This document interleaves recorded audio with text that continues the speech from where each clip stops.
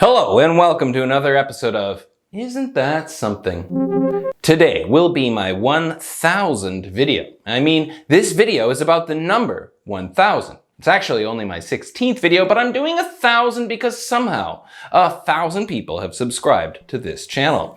Thank you to my first 1000 subscribers. It really means a lot to me personally, and it means that I get to keep making these videos.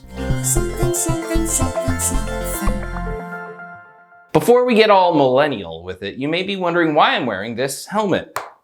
It serves three functions. First, it protects my head from impact, which is a big plus. Next, it protects you from having to see my coronavirus hair. Hey. Lastly, I'm wearing this helmet to document the actual process of making an Isn't That Something video from the first person. By the way, I use a PlayStation controller to control my teleprompter. It's pretty handy, actually. When it's possible to make the edit without going crazy, I'll let you see what I see. This first-person YouTube experience is brought to you in no small part by my wonderful supporters on Patreon, whose contributions help keep me going.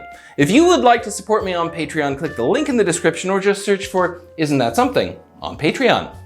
So, what's the deal with 1000? According to Wikipedia, 1000 is a natural number following 999 and preceding 1001.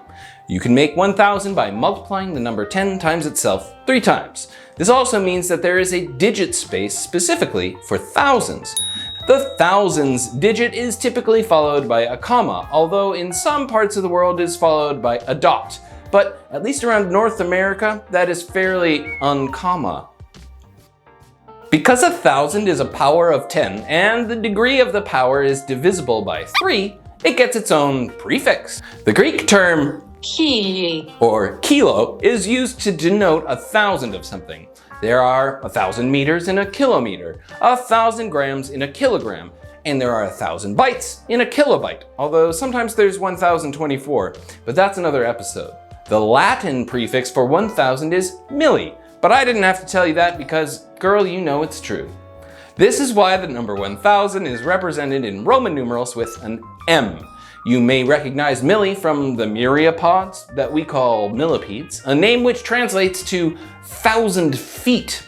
This isn't the best name for them because they're usually far less than 1,000 feet long. They also never actually have 1,000 legs. The record is only about 750.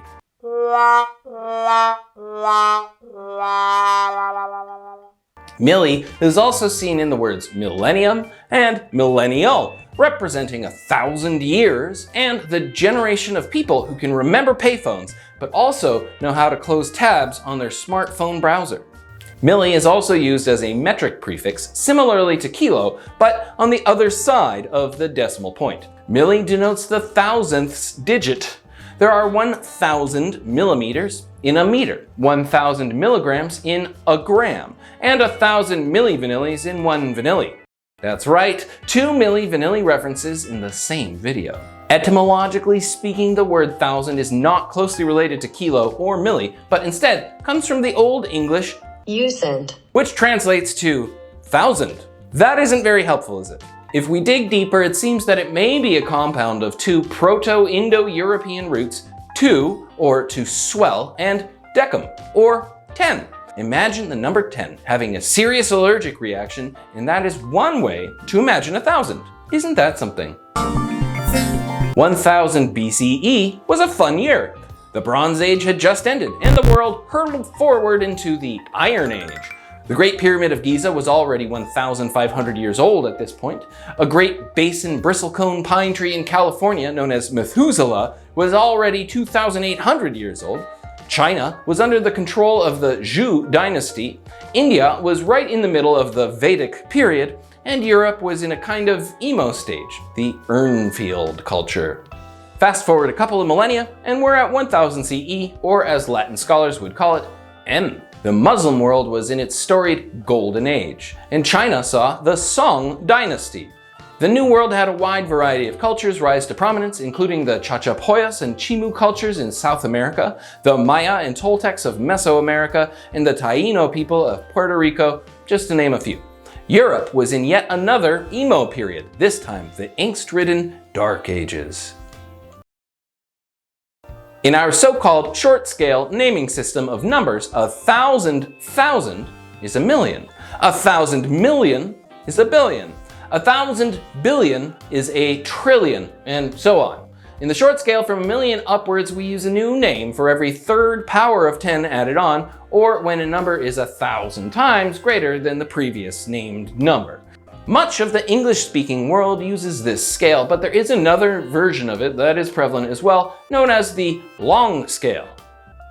In the long scale numeral naming system, 1,000,000 is still a million, but 1,000 million is just called a 1,000 million or a milliard.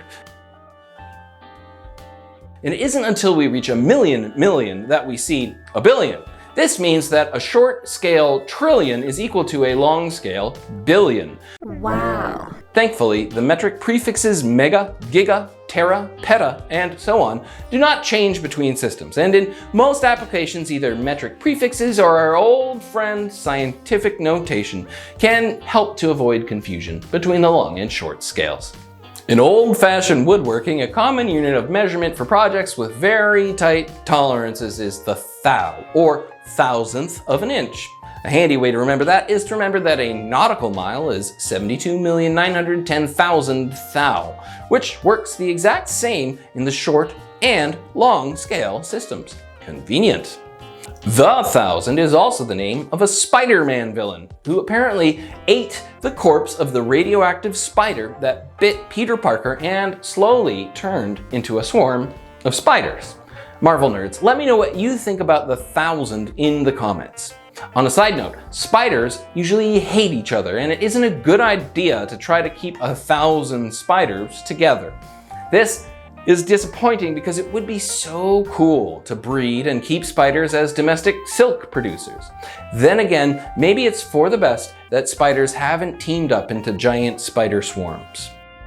There are so many other aspects of our lives that are 1,000 related. There must be thousands of them. Next time you experience 1,000 of something, stop and think to yourself, isn't that something? Isn't That Something was written, recorded, and edited by me, Ralph Crewe. Original music is by Kyle Simpson. If you liked this video, please give it a thumbs up, subscribe, share, and so on. If you really like the channel, please support me on Patreon at patreon.com/isn'tthatsomething. Click the link in the description for more info. Thanks for watching, and remember, explore the world responsibly. Isn't that something? Isn't that something? Something, something, something, something.